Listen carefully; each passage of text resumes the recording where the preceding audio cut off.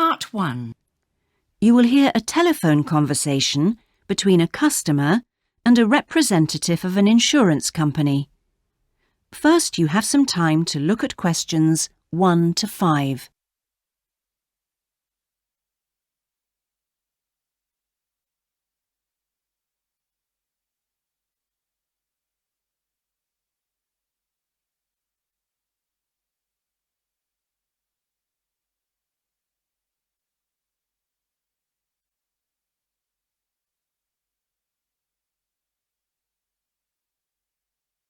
Listen carefully and answer questions 1 to 5.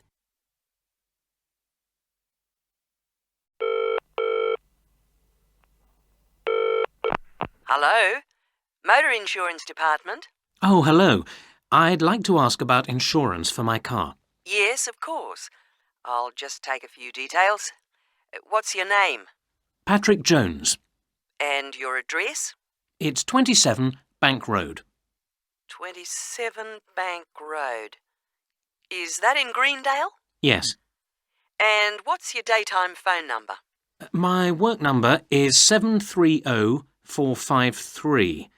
And could I ask what your occupation is? Dentist. OK. Now, a few details about your car. What size is the engine? It's 1200 cc's. Thank you. And the make and model? It's a Houghton Sable. Could you spell the model name, please? Yes. Sable. Oh, yes. Thanks. And when was it made? 1997. Lovely. Right. I presume you've had a previous insurer? Yes. Right. We need to know the name of the company. Yes. It was Northern Star. Thank you.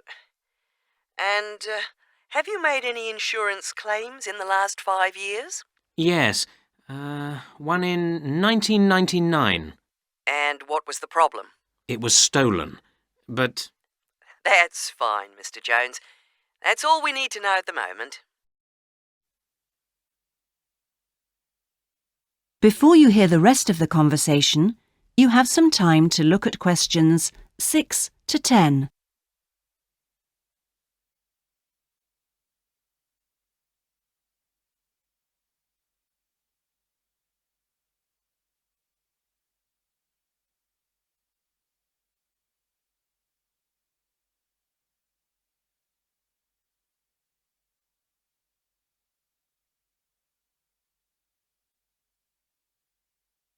Now listen and answer questions 6 to 10. And will there be any other named drivers? just the one. And his name? Simon Painter. Could you spell the surname, please? Paynter. OK, thank you. And what relationship is he to you? He's my brother-in-law. And what will you or Mr. Painter be using the car for? Well, mainly for social use. Social use. Will you be using it to travel to work? Yes, sometimes. Travel to work. Anything else? No, that's it. And finally, when would you like to start the insurance? I'll need it from the 31st of January. Right. Mr. Jones, I'm getting a couple of quotes coming up on the computer now, and the best bet looks like being with a company called Red Flag. Yeah?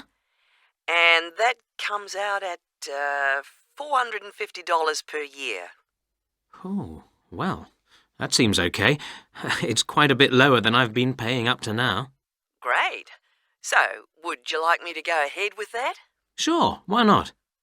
How would you like to pay? That is the end of Part 1. You now have half a minute to check your answers.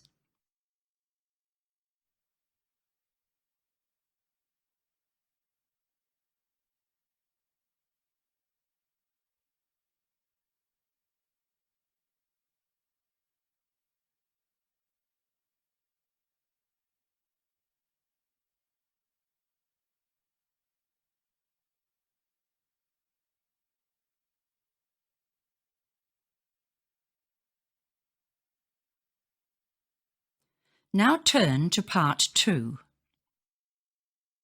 Part 2. You will hear a recorded message giving tourists travel information in a large city. First, you have some time to look at questions 11 to 18.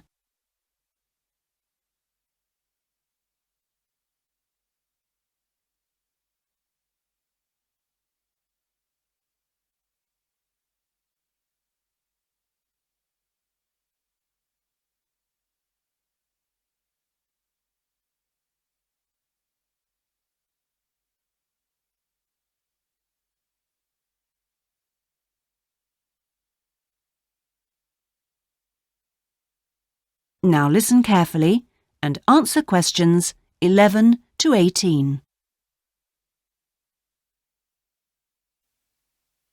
Thank you for calling the tourist line. There are many different ways of getting round the city, and we'd like to suggest some you may not have thought of. How about a city trip by boat? There are 4 main stopping points. From west to east, Stop A, Greenbanks, Stop B, City Bridge, Stop C, Roman Landing, and Stop D, Newtown. You can find the main booking office at Stop A. The first boat leaves at 8 a.m. and the last one at 6:30 p.m. There are also many attractions you can visit along the river. At Stop A, if you have time, you can visit the fine 16th century palace here, built for the king with its beautiful formal gardens. It's very near the booking office. Now you can enjoy every corner of this superb residence. Stop B. Why don't you visit Tower Restaurant with its wide range of refreshments? This is a place where you can sit and enjoy the wonderful views over the old commercial and banking centre of the city. Stop C is the area where, in the 1st century AD, invading soldiers crossed the river. This was much shallower than it is now.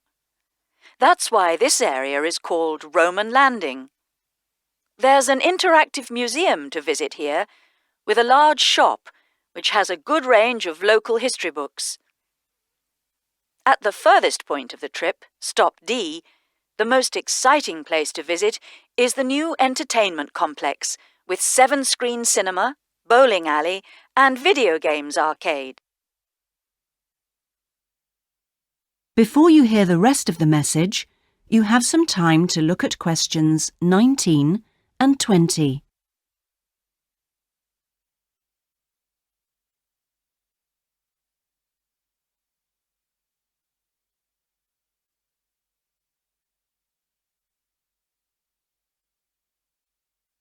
Now listen and answer questions 19 and 20. Besides the boat tours, there are city buses. 2 companies offer special services. The top bus company runs all its tours with a live commentary in English. Tours leave from 8:30 a.m. every 20 minutes. There are departures from Central Station, Castle Hill, and Long Walk. This is a hop-on, hop-off service, and tickets are valid for 24 hours. For further details, call Top Bus on 0208 944 7810. The number 1 sightseeing tour is available with a commentary in 8 languages. Buses depart from Central Station every 5 to 6 minutes from about 9 a.m., with the last bus at around 7 p.m. There are also number 1 services with an English-speaking guide. That is the end of Part 2. You now have half a minute to check your answers.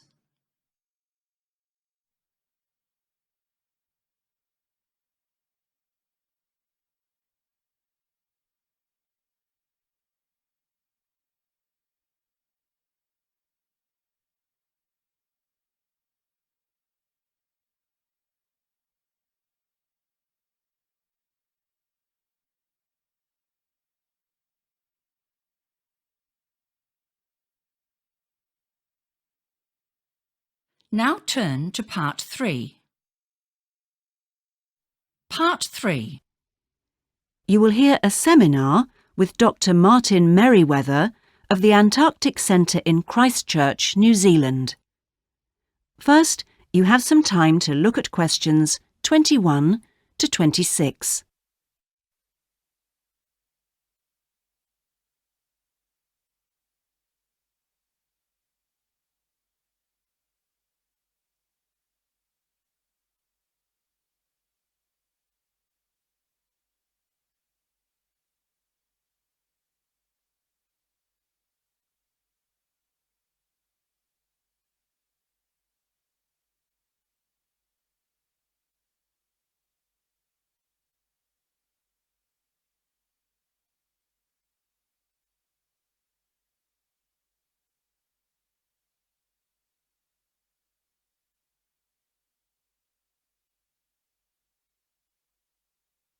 Now listen carefully and answer questions 21 to 26. We're pleased to welcome Dr. Martin Merriweather of the Antarctic Centre in Christchurch, New Zealand, who has come along to talk to us today about the role of the centre and the Antarctic Treaty. Now, my first question is about the choice of location for the centre. Why Christchurch? Was it because of the climate? Well, actually, New Zealand is the second closest country to Antarctica, and Christchurch is often used on Antarctic expeditions. Right, so it's because of where we are, coupled with our historical role. So tell us, what is the main purpose of the centre? Oh, well, we have two complementary roles. One is as a scientific base for expeditions and research, and the other is as an information centre. Tell us something about the role as a scientific base. Well, we're able to provide information about what scientists should take with them to the South Pole. For example, the centre contains a clothing warehouse where expeditions are supplied with suitable clothing for the extreme conditions. I suppose you need a bit more than your normal winter coat. Yes, exactly. And then there's also the specialist library and mapping services. Right. And which countries are actually located at the centre? Well, the centre houses research programs for New Zealand, for the United States, as well as for Italy. There's even a US post office at the American Air Force Base here. Really? And what does the visitor centre offer? Well, since very few people will ever experience the Antarctic firsthand, the Visitors Centre aims to recreate the atmosphere of Antarctica. There's a mock campsite where you can see inside an Antarctic tent and imagine yourself sleeping there. And the centre also acts as a showcase for the unique international cooperation which exists in Antarctica today. What is it actually like at the South Pole? I know you've been there on a number of occasions. Yes, I have, and each time I'm struck by the awesome beauty of the place. It's magnificent, but you can really only visit it in the summer months. October to March. Yes, because it's completely dark for 4 months of the year. And, in addition, it has to be the coldest place on Earth. Colder than the North Pole? Why is that? Well, unlike the North Pole, which is actually a frozen sea, Antarctica is a landmass shaped like a dome, with the result that the winds blow down the slopes at speeds of up to 150 kilometres an hour. And that's what makes it so cold. Oh. And one other interesting thing is that Antarctica is the driest continent on Earth, surprisingly, and so you have to drink large amounts of water when you're there. How old is Antarctica? Oh, we're pretty sure it was part of a larger landmass, but it broke away from the rest of the continent 170 million years ago. How can you be certain of this? Because fossils and rocks have been discovered in Antarctica, which are the same as those found in places such as Africa and Australia. Amazing. To think that it was once attached to Africa. Before you hear the rest of the interview, you have some time to look at questions 27 to 30.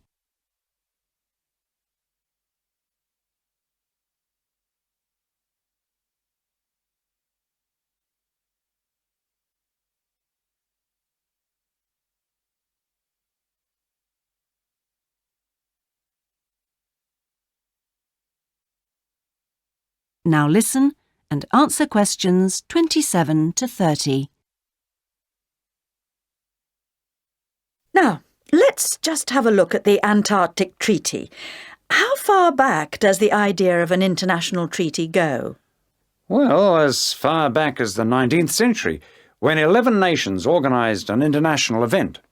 When was that exactly? In 1870, and it was called the Polar Research Meeting. And then, not long after that, they organised something called the First International Polar Year. And that took place when exactly? Over 2 years, from 1882 to 1883. But it wasn't until the 1950s that the idea of an international treaty was proposed. And in 1959, the treaty was actually signed. What do you see as the main achievements of the treaty? Well, firstly, it means that the continent is reserved for peaceful use. That's Article 1, isn't it? Yes. That's important, since the territory belongs to everyone. Yes, but not as important as Article 5, which prohibits any nuclear explosions or waste disposal. Which is marvellous. Well, I'm afraid we're going to have to stop there because I'm afraid we've run out of time. Thanks for coming along today and telling us all about the centre and its work. That is the end of part 3. You now have half a minute to check your answers.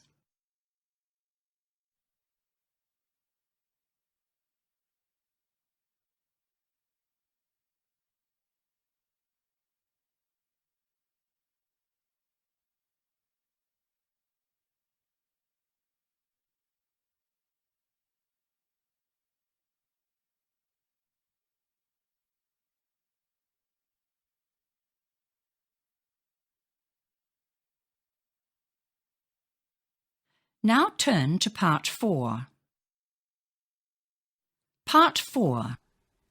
You will hear a presentation given by a sports science student on her project on left and right-handedness in sport. First, you have some time to look at questions 31 to 40.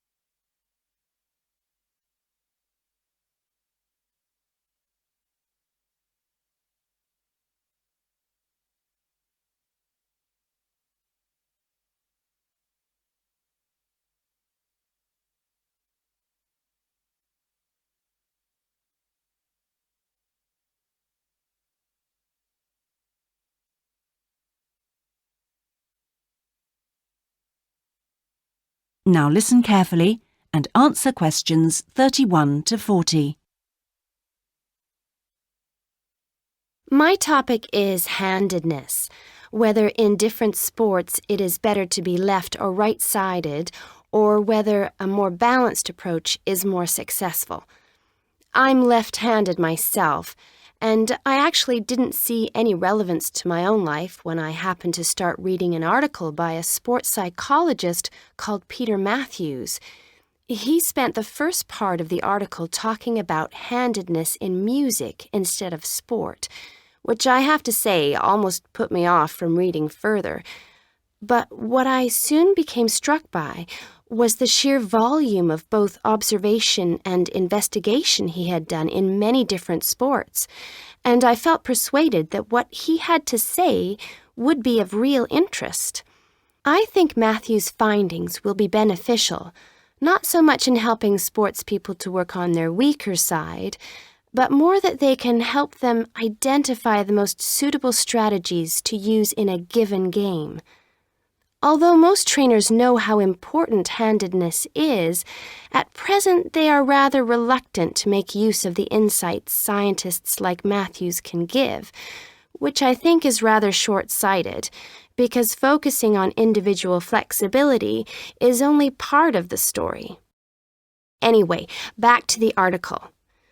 Matthews found a German study which looked at what he called mixed-handedness, that is, the capacity to use both left and right hands equally. It looked at mixed-handedness in 40 musicians on a variety of instruments. Researchers examined a number of variables. For example, type of instrument played, regularity of practice undertaken, and length of time playing instrument, and found the following. Keyboard players had high levels of mixed-handedness, whereas string players like cellists and violinists strongly favored one hand. Also, those who started younger were more mixed-handed. Matthews also reports studies of handedness in apes. Apes get a large proportion of their food by fishing ants from anthills. The studies show that apes, like humans, show handedness, though for them right and left-handedness is about equal, whereas about 85% of humans are right-handed. Studies showed that apes consistently using the same hand fished out 30% more ants than those varying between the two.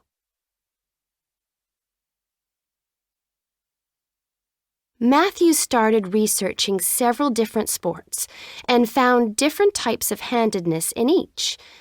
By the way, he uses handedness to refer to the dominant side for feet and eyes as well as hands. Anyway, his team measured the hand, feet, and eyes of 2,611 players and found that there were really three main types of laterality. Mixed, you work equally well on both sides, both hand and eye. Single, you tend to favor one side, but both hand and eye favor the same side.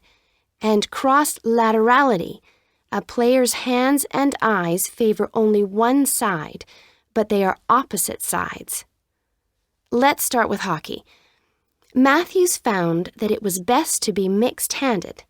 This is because a hockey stick must be deployed in two directions. It would be a drawback to have hand or eye favoring one side. An interesting finding is that mixed-handed hockey players were significantly more confident than their single-handed counterparts. Things are slightly different in racket sports like tennis. Here, the important thing is to have the dominant hand and eye on the one side. This means that there is a bigger area of vision on the side where most of the action occurs. If a player is cross-lateral, the racket is invisible from the dominant eye for much of the swing. It means that they can only make corrections much later, and often the damage has been done by then. And moving to a rather different type of sport, which involves large but precise movements, gymnastics.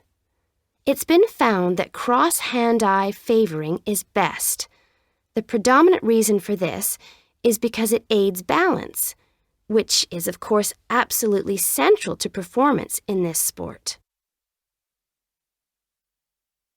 That is the end of part 4. You now have half a minute to check your answers.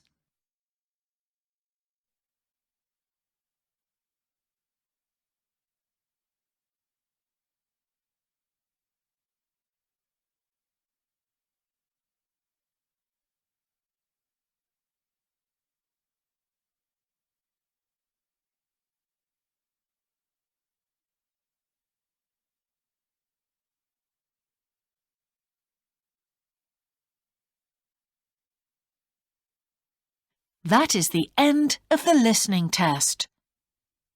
In the IELTS test, you would now have 10 minutes to transfer your answers to the answer sheet.